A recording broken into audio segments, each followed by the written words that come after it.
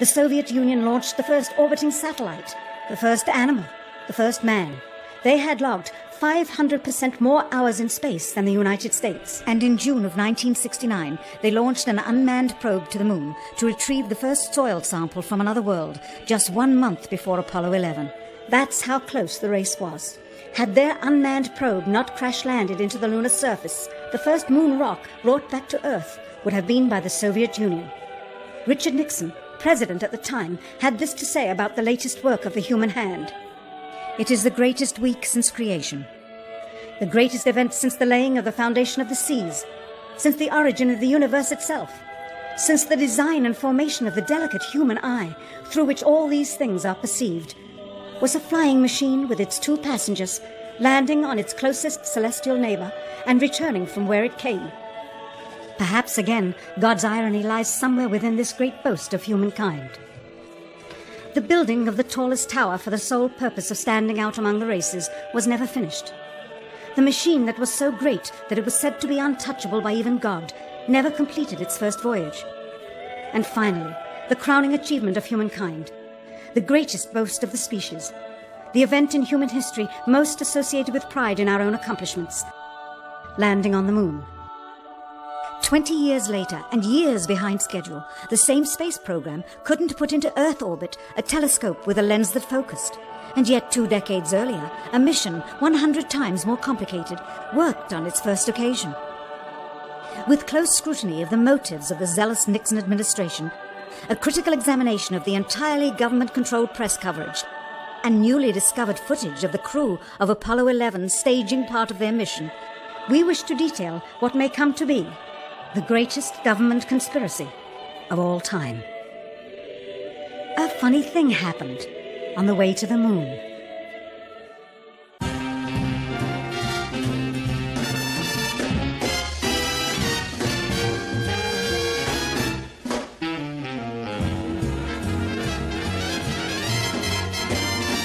Come and take a trip in my rocket ship. We'll have a lovely afternoon. Kiss the world goodbye, and away we'll fly. Destination moon. We'll travel fast as a light till we're out of sight. The Earth will be like a toy balloon. What a thrill you'll get riding on my jet. A destination moon. We'll go up, up, up, up. Straight to the moon we two. High in the starry blue. I'll be out of this world with you. So away we'll steal in my space mobile, a supersonic, a honeymoon. Leave your cares below, pull the switch, let's go. A destination moon.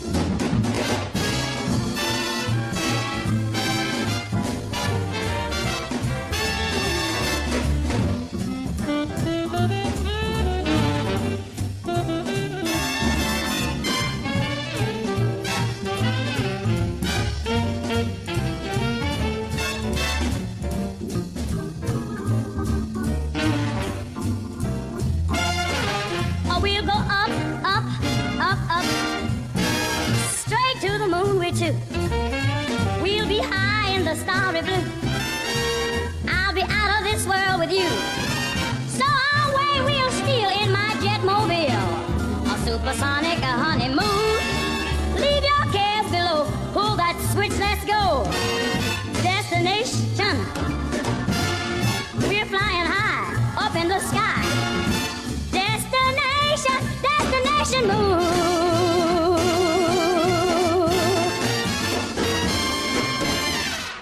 Dr. von Braun, how would you say we stand in relation to the Russians, and do you think we can ever catch up?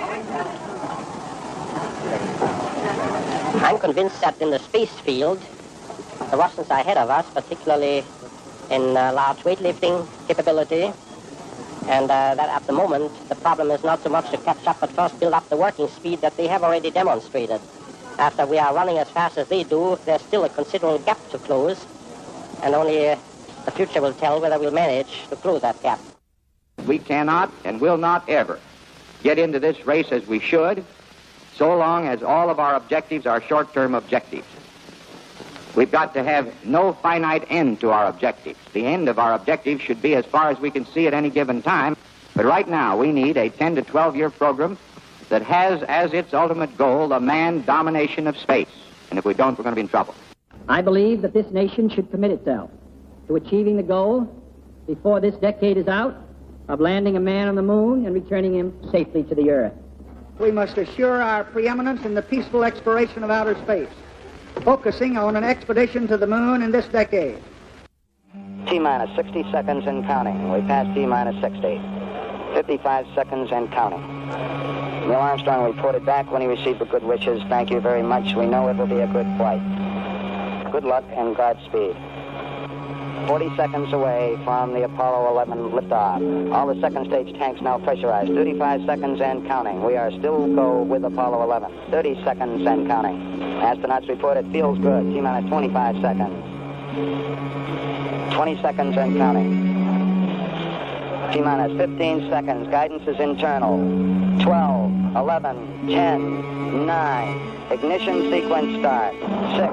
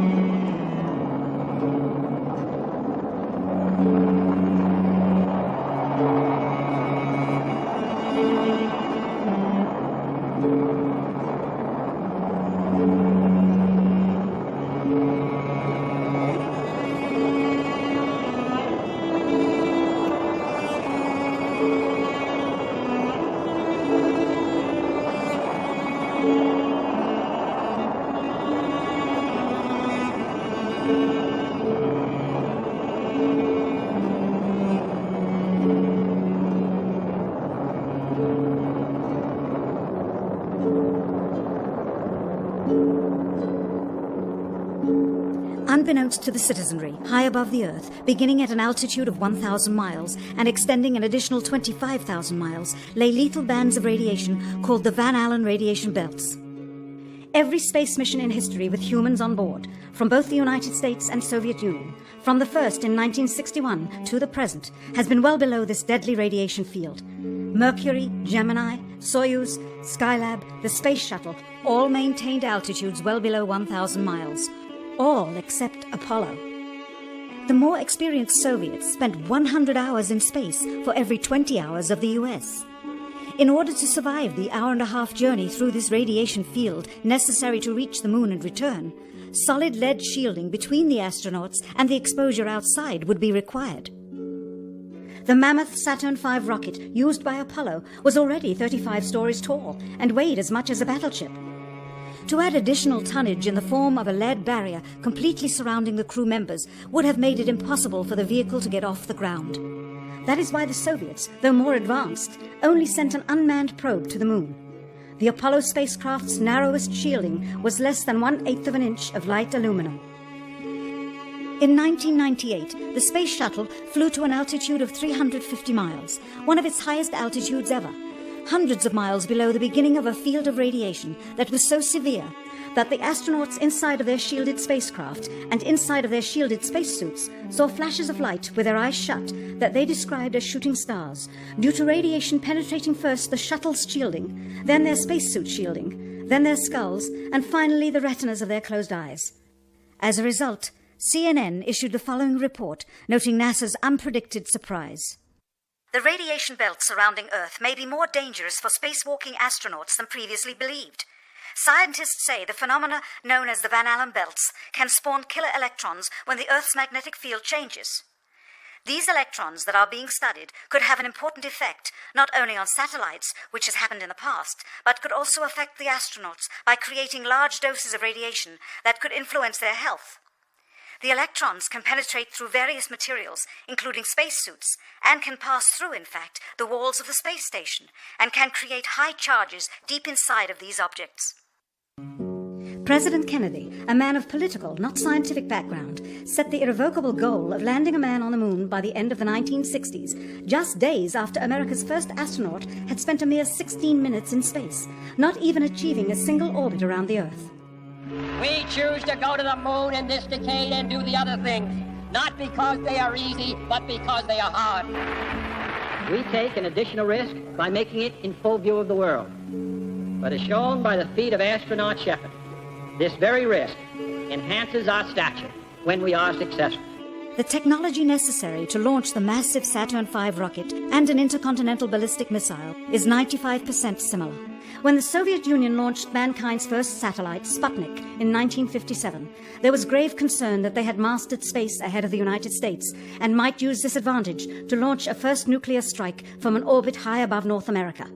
When they also put the first animal in space, then the first man in space, then achieved the first spacewalk, the first crew of 3, and the first ever of 2 simultaneously orbiting spacecrafts, concern turned to fear and then horror as America watched their communist enemy achieve all these firsts with no hope in sight of ever catching up.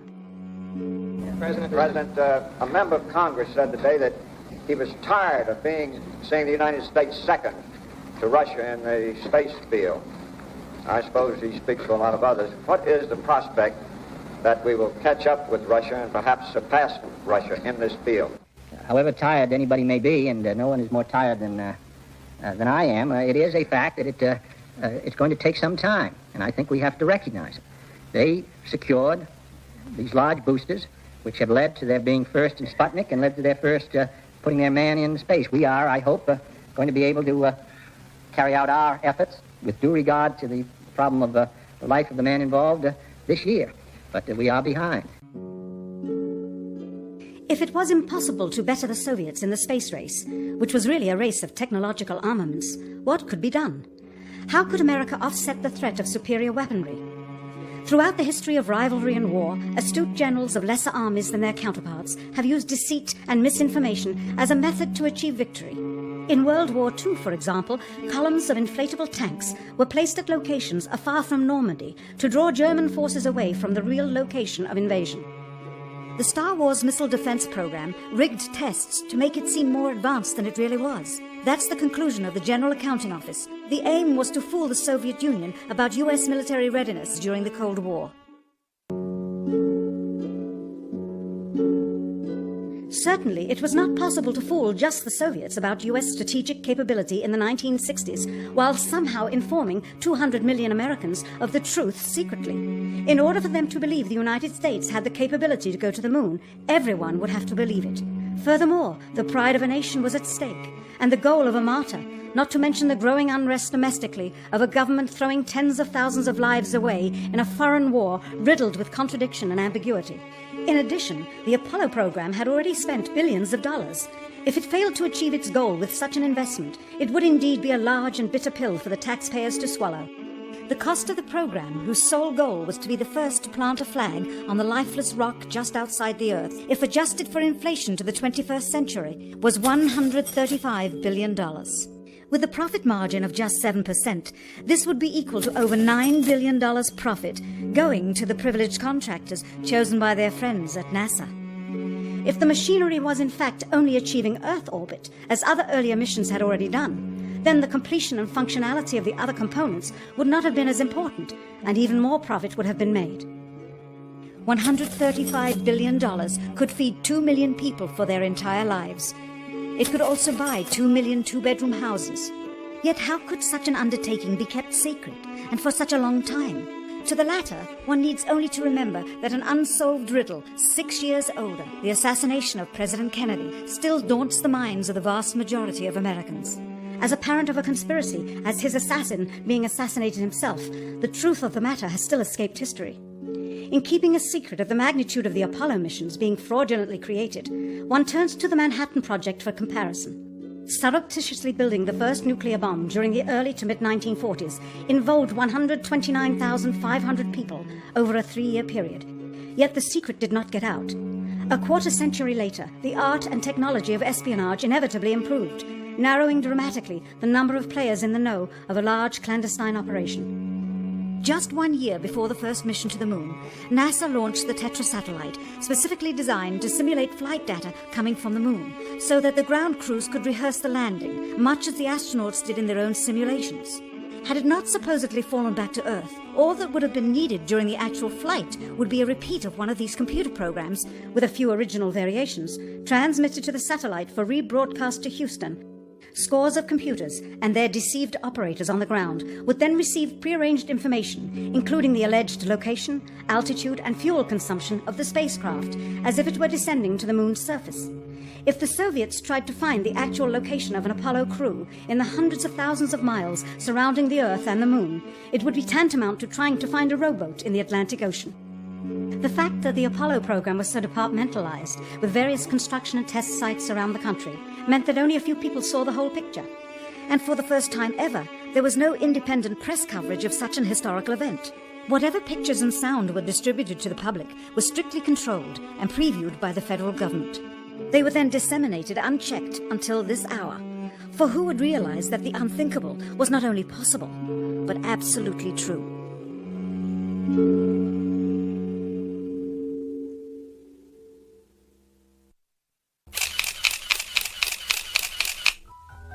And what are the photographs?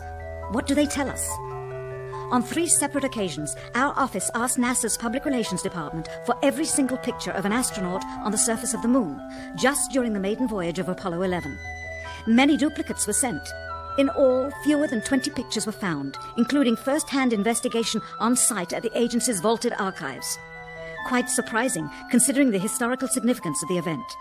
These very photographs are the same ones circulated year after year on anniversary commemorations. It is estimated that in just the first 60 minutes on the moon, motivated by the tenuous nature of the circumstances, many more exposures could have been expediently taken. Also surprising is the scarcity of photographs of the mission's chief pioneer, Neil Armstrong, the greatest achievement in human history, and of the man whose first step echoed around the world, dawning a new age of scientific enlightenment.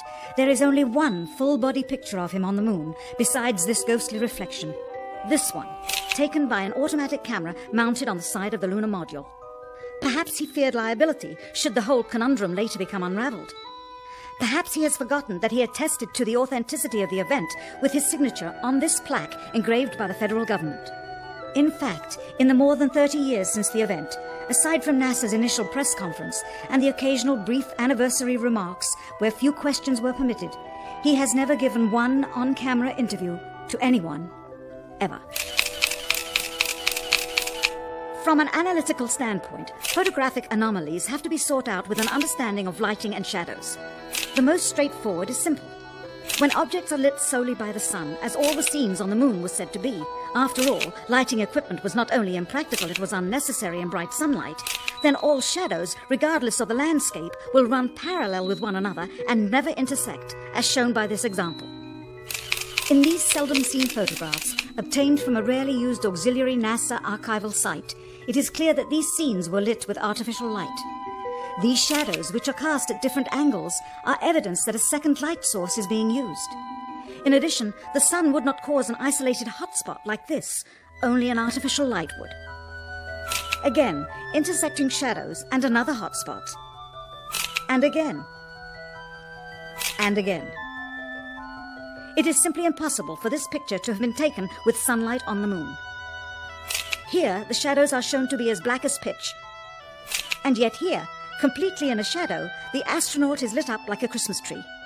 How can this be? Or this, on the shadow side of the lunar module. In this magnification of an Apollo photograph, a rock, very likely a papier-mâché prop because of the crease here, is categorized with the letter C. In later releases of the same picture, the letter is gone, probably airbrushed out. Here, a crosshair, which was burned directly into the image from the film plate, and thus should always appear on top of the objects in the photograph, appears behind the object in this scene, clearly revealing a composite of 2 pictures into one.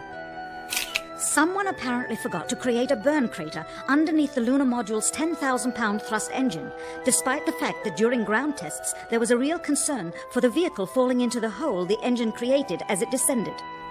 Here is a Norman Rockwell depiction drawn just 2 years earlier based on the latest specifications and scientific data. In these enlargements, it looks as though the lunar module was simply placed there, not even one speck of moon dust on the landing pod. As a result, all subsequent flights had to have the same discrepancy, which was explained away by the effect of no atmosphere. And what about stars? On the moon, with no atmosphere, they must have been quite a sight to behold. Yet there is seldom any mention of them, if ever, by any of the astronauts on any of the missions.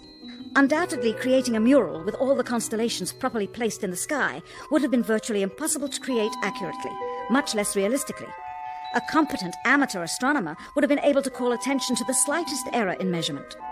The answer? Not to talk about the stars. Ever. In their post-flight press conference, it was the only question to which Neil Armstrong responded with an absence of memory. When you looked up at the sky, could you actually see the stars and the solar corona in spite of the glare? We were never able to see stars from the lunar surface or on the daylight side of the moon by eye without looking through the optics. I don't recall during the period of time that we were photographing the solar corona what stars we could see. I don't remember seeing any. Years later, though, Michael Collins would remember seeing the elusive stars and wrote about them in Expeditions to the Moon. It seems his memory improved the older he got. Why don't stars appear in any of the photographs? Simply because the proper, mostly closed exposure setting for the camera's iris, set that way to compensate for the bright sunlight on the moon's surface, completely diminished the faintness of relatively distant specks of diminutive light. This answer is true. It does not, however, explain why they never took any pictures of the stars by themselves, with an exposure setting perfect for them. While they took 3 automobiles to the moon, they never took a photographic telescope. Had they done so, they would have been able to see farther into the universe than had ever before been realized. If they had taken a telescope and were not actually on the moon, they would have had to concoct undiscovered galaxies that might one day prove to be non-existent. The cost of the 3 moon rovers in 21st century currency? Nearly $60 million each, though they had fewer parts than a Jeep. Where was all this money going? Then there's the flag, blowing in the wind, at least twice, on the atmosphereless moon. We can only guess that most of the missions were staged inside, for fear of possible aerial or satellite reconnaissance from an unfriendly nation. The backpacks, designed for 1/6 gravity, must have had the cooling systems removed to allow for movement without falling over. With very near and hot studio lighting, that left one hot astronaut inside. Assuming that it was the astronauts inside, after all, their faces were always covered. The necessary mammoth amounts of air conditioning were probably responsible for the air current. Here the editor cuts to a still shot of the flag, just as the effect becomes noticeable. Here it is unchecked. This rare clip, attained decades ago, was never re-released with the inevitable increase in experience and scrutiny. To demonstrate 1/6 gravity, a bouncy, floaty feel to the astronauts' movements would be similarly achieved with relative simplicity. Slow motion. You are viewing the scenes as they aired more than 30 years ago. Now let's look at them with the speed doubled. It becomes discernible that they are, in fact, in Earth's gravity, and are no more leaving the ground than they would on Earth. It is clear from these rarely seen color television pictures that the crew of Apollo 11 brought a high-resolution color video camera with them on their mission, yet the only pictures broadcast live from the moon's surface were these from a low-definition black and white camera. In fact, the networks complained because in addition to this, they were forced to shoot the images, second generation, off of a projection TV of the technology of 30 years ago, and were not even allowed to take a direct feed, which further degraded the quality and clarity of the images. Perhaps this was precisely what NASA and the federal government had in mind. After all, it was a first, regardless of where they were. Better to open up their debut mission with fuzzy pictures and numerous blackouts, rather than show too much revealing detail of a false scene that was yet unproven. And finally, the element that seals their fate. Of all the footage of Apollo 11 requested from NASA over a 5-year period, one gem was discovered just before the completion of this documentary. An old reel received by mistake. It contains the raw or unedited footage of the crew of Apollo 11, Michael Collins, Edwin Aldrin Jr., and Neil Armstrong, staging part of their mission for nearly an hour in living color, with exceptionally clear behind-the-scenes audio of conversations discussing the techniques used to achieve a disingenuous picture depicting the Earth at a distance, in order to falsely demonstrate their far journey from it and their ability to survive passing through the Van Allen radiation belts. It cannot be misconstrued that this staging was done for some other reason prior to the mission, for the reel itself is slated and dated July 18th, 19th, and 20th, 1969, the very days of the mission, when they were said to be approaching and achieving lunar orbit. Furthermore, it is apparent they are in genuine zero gravity aboard the actual spacecraft, necessary to convince the mass media of their authenticity, just not any further than Earth orbit, as you will see.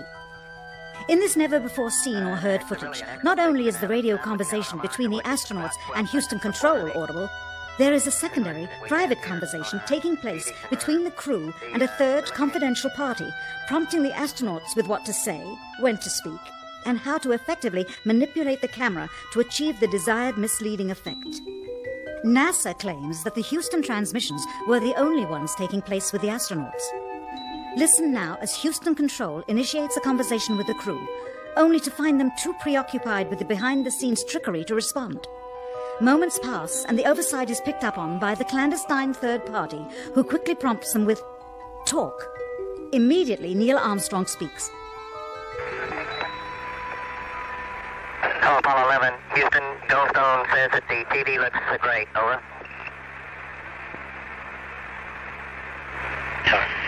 Okay, Roger. Again, the illusion they are attempting to create is the Earth at a distance to demonstrate their far journey from it and their ability to survive passing through the Van Allen radiation belts. Understand, too, that only about 20 seconds of this raw footage was ever broadcast to the public, and these conversations discussing their deception were believed to be private. Until now. Here they discuss that these television transmissions were in fact not broadcast live as everyone believed. They were first screened and edited for playback later. Roger, Neil. We just wanted an area such that we can, when we get to playback, we can sort of correlate what we're seeing. Thank you very much. Here they discuss the fact that they have turned out the lights and have blocked out sunlight from entering the spacecraft through the other windows, as to not cause any reflected light to fall onto the spacecraft's wall in the foreground. Okay, very good. Well, we shut out the sun coming in some of the other windows into the spacecraft, so it's looking through a number one window, and there isn't any reflected light. The reason this was done is so that the truth of the matter would not be revealed. It is this. Though the federal government would have you believe that this is a view of Earth from a distance out of the spacecraft's window as it nears the moon, it is not. What they have ingeniously done is placed the camera at the back of the spacecraft and centered the lens on a circular window in the foreground, outside of which it is completely filled with the Earth in low orbit. The circumference of the window then appears to be the diameter of the Earth at a distance, with the darkened walls of the spacecraft appearing to be the blackness of space around it. That is why they wanted the interior dark and blocked out the sun from entering through the other windows. Here you can see the extruded window, probably 2 inches thick at the bottom. This is because the Earth's shine is coming in at a downward angle. It also causes the Earth to appear to be an irregularly shaped circle, for you are seeing the outside of the window at the bottom and the inside of the window at the top, which together form 2 different sized halves of a circle. Subsequently, this take was never used. As they perfected the shot, a crescent-shaped piece of black material was inset slightly into the window to create the illusion of the Earth's terminator line dividing night and day. It is uncannily convincing. During this segment, intended to be edited and played back later for the worldwide television audience, dated July 18th, 1969, Neil Armstrong condemns himself as he states that he is 130,000 miles out, or halfway to the moon, as the NASA flight log also states on this date, when he is, in reality, in low Earth orbit of a few hundred miles. Roger, Houston, Apollo 11. Calling in from about 130,000 miles out.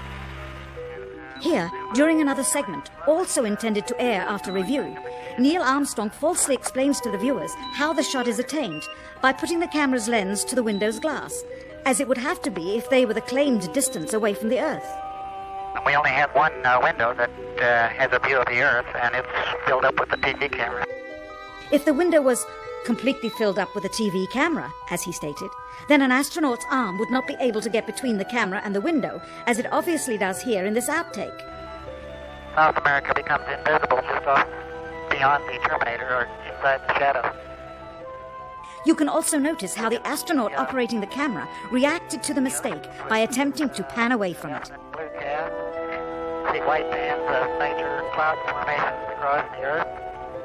And This is a segment that they believed wasn't even being recorded, much less suitable for broadcast, for the lens was being zoomed out and the scene was being changed to that of an interior of the astronauts at work, and apparently the stop button popped back up on the recorder without notice. Here is the diffused work light that they used to see camera controls, but not throw light onto the spacecraft's wall. Here they remove part of the crescent insert.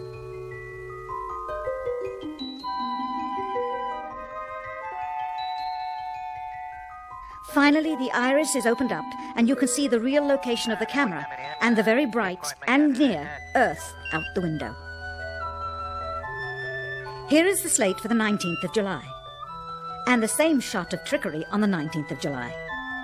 And then the 20th. And the same misleading shot on the 20th. Later that evening, they were said to be walking on the moon.